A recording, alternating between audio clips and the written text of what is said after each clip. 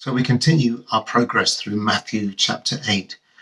We've been looking at some healings that Jesus does, but also now, this week, we have some things that Jesus says. So of his responses to questions or things that people say to him, we have two situations here, two people that come to him. And we're going to hear now from Matthew chapter 8, verses 18 to 22. Now when Jesus saw great crowds around him, he gave orders to go over to the other side. A scribe then approached and said, "Teacher, I will follow you wherever you go." And Jesus said to him, "Foxes have holes, and birds of the air have nests, but the Son of Man has nowhere to lay his head." Another of his disciples said to him, "Lord, let me go and bury my father." But Jesus said to him, "Follow me and let the dead bury their own dead." Well, as can often be the case, these things might be quite troubling, quite challenging to us that Jesus says here. What does he mean? What can we do with it? What is that Jesus is saying? In some respects, maybe we find it quite refreshing when we're sort of trying to be so polite and nice all the time as Christians, that Jesus could almost seem a little bit grumpy here in what his response is. But maybe that causes us some difficulty in trying to match this up with the Jesus that we know and love and that we want to follow. In verse 19, the scribe says, one of the religious leaders, somebody that Jesus would presumably be wanting to get on his side, you would have thought. But he says to Jesus, "Teacher, I will follow you wherever you go." I mean, what an amazing thing to say to Jesus. But Jesus' response seems quite harsh. He doesn't even seem to answer the question, does he? Instead, he gives an enigmatic statement. Foxes have holes and birds of the air have nests, but the Son of Man has nowhere to lay his head. Now, a little bit of a warning here that when Jesus says Son of Man, when he describes himself as being Son of Man, this usually, not always, but usually points to something that is to do with his suffering or our suffering. But Jesus seems to be saying here that he won't settle down, that as Jesus, that's not what he does. He has no base. He has no big office block or headquarters, no big mansion. He will just keep on going. Always reminds me of that line from No Woman, No Cry by Bob Marley. My feet is my only carriage, and so I've got to push on through. Jesus, his feet were his only carriage, although, to be fair, in this instance, he then goes off in a boat, doesn't he? And has asleep in the boat as well, as we will discover when we read on in this part of Matthew's Gospel.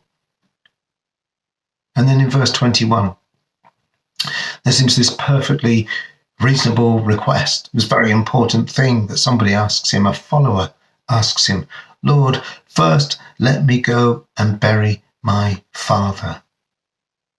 And Jesus seemingly dismisses this.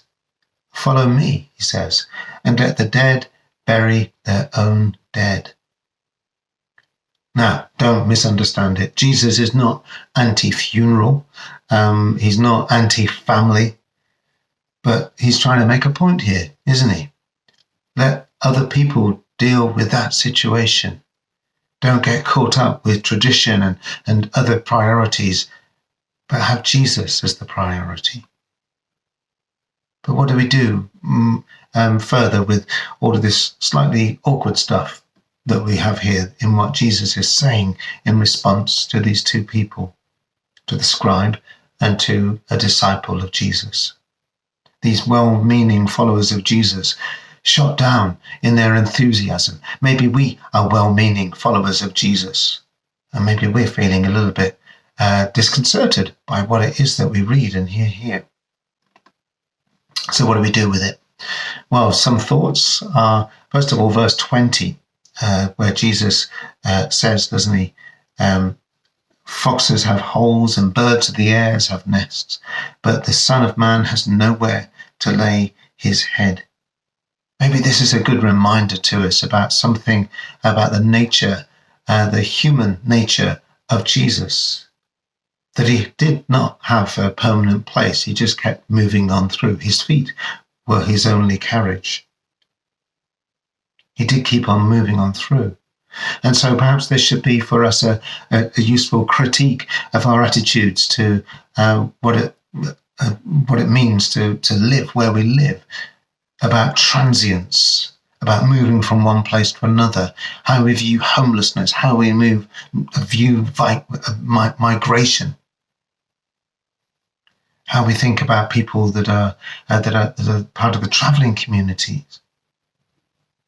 And Jesus states that he has no place to lay his head.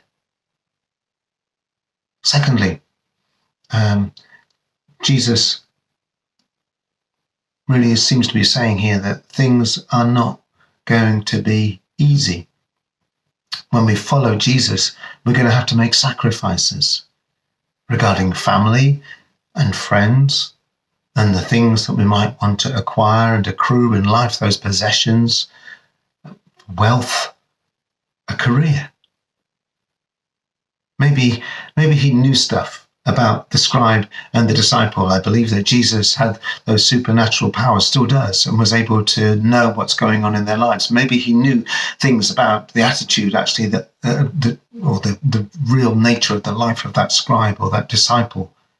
And so realized that maybe they were saying all these things, these wonderful things, but they weren't actually willing to follow through. Maybe he knew that. He saw through them. And maybe he knows that about us and sees through us when we say all these grand things and then we don't follow through. And perhaps there's also a commentary on the part of Jesus about what it is to be a follower of his with regard to wealth, with regard to getting rich. And so I think of all of those trappings that there seem to be with so many of the globally influential and also some locally influential religious leaders, Christian leaders that there are. Those pastors of enormous churches with global ministries. Our obsession with buildings and wealth in the church as well. The value that we place on leaders in the church. And thinking of those super rich church leaders that there are worldwide with their private jets and big mansions and worth millions and millions of dollars, some people. Where does this fit with what Jesus is saying here? And overall, I think something that we can all take from this is a need for us to have a true openness to follow Jesus wherever he leads us. I currently am in Erdington. I am the pastor of Six Ways Erdington Baptist Church. I've been here now nearly 15 years. I love being here.